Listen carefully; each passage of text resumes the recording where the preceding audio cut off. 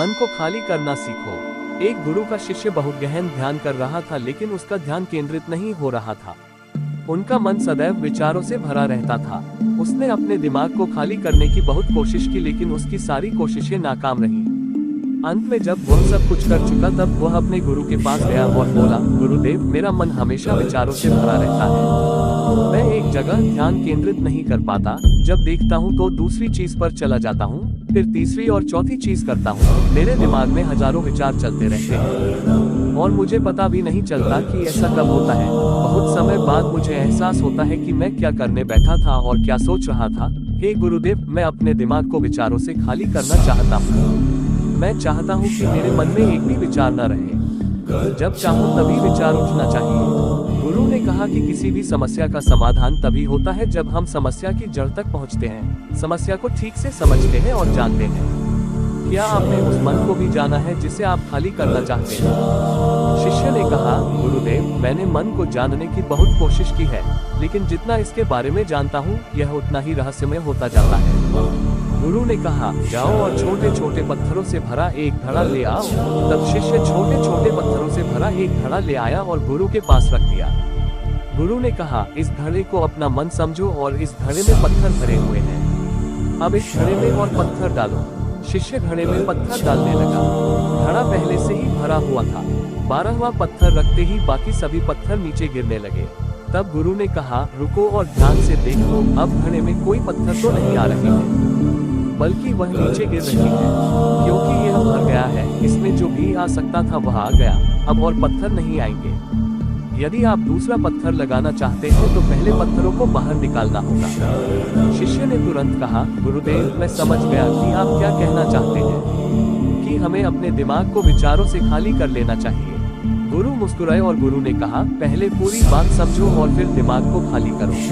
गुरु ने कहा कि हमारा मन इस घड़े के बिल्कुल विपरीत है। तुम घड़े को पत्थरों से तो भर सकते हो, लेकिन मन को विचारों से नहीं भर पाओगे।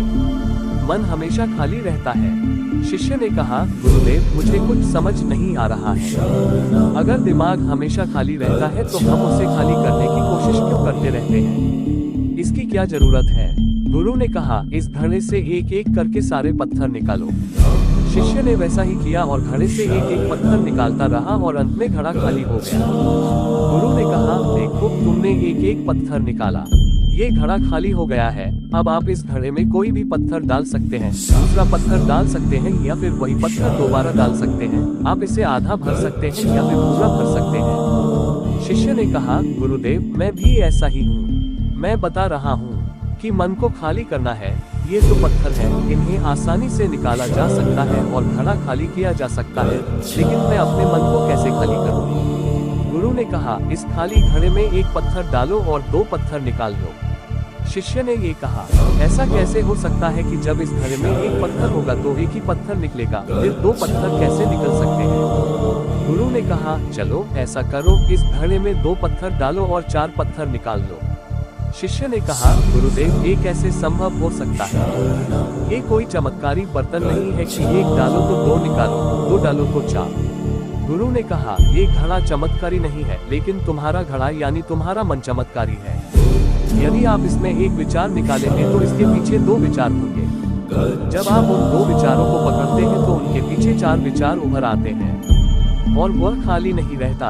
यह मन का भ्रम है कि सब कुछ है लेकिन कुछ भी नहीं है। शिष्य ने कहा, गुरुदेव, आप जो कह रहे हैं वो मैं समझ गया, लेकिन क्या मैं हमेशा अपने विचारों के जाल में फंसा रहूंगा? क्या मन के भ्रम से बाहर निकलने का कोई रास्ता है?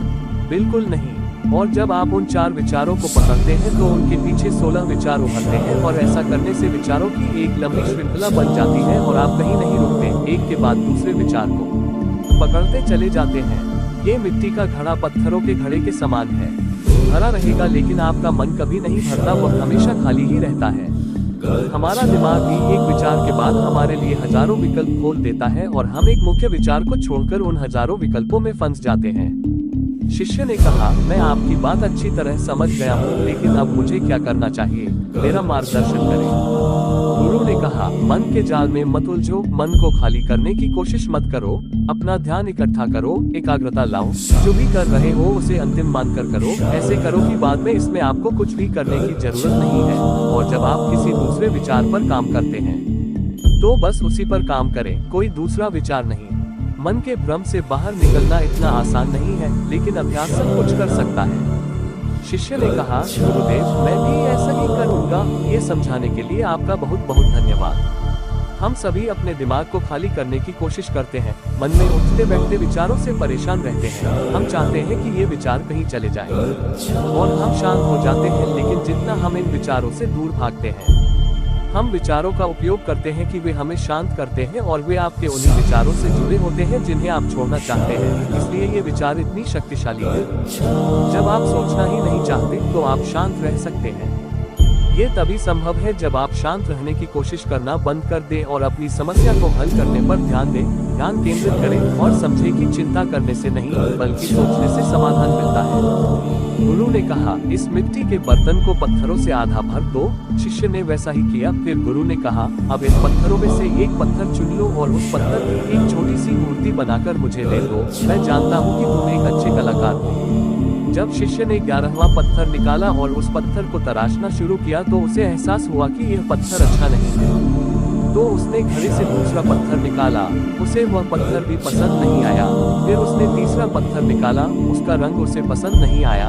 फिर उसने चौथा पत्थर निकाला, लेकिन उसे इस पत्थर में एक दोष निकला। इस प्रकार उसने लगभग सभी पत्थर बाहर फेंक दिए। उसे ऐसा करते देख गुरु ने कहा, वह पत्थर जो तुमने पहली बार निकाला था, ये समझकर उसी पत्थर की खोज करो कि तुम्हारे पास कोई दूसरा पत्थर नहीं है। तब शिष्य ने उस पत्थर को खोजना शुरू कर दिया और उस पत्थर से उसने अपने गुरु की एक बहुत ही सुंदर मूर्ति बनाई और अपने गुरु को भेंट की और कहा, बहुत सुंदर, इस पत्थर से मूर्ति बनाई जा सकती है।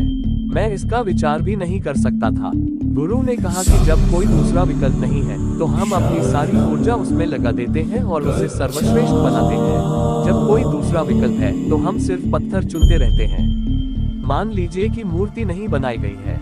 दोस्तों, आज की यह कहानी आपको कैसी लगी और इस कहानी से आपको और क्या सीखने को मिला, कृपया ये भी हमें कमेंट करके बताएं। साथ ही अगर आपको ये कहानी पसंद आए और ये आपके लिए उपयोगी लगी तो इसे अपने दोस्तों के साथ जरूर शेयर करें।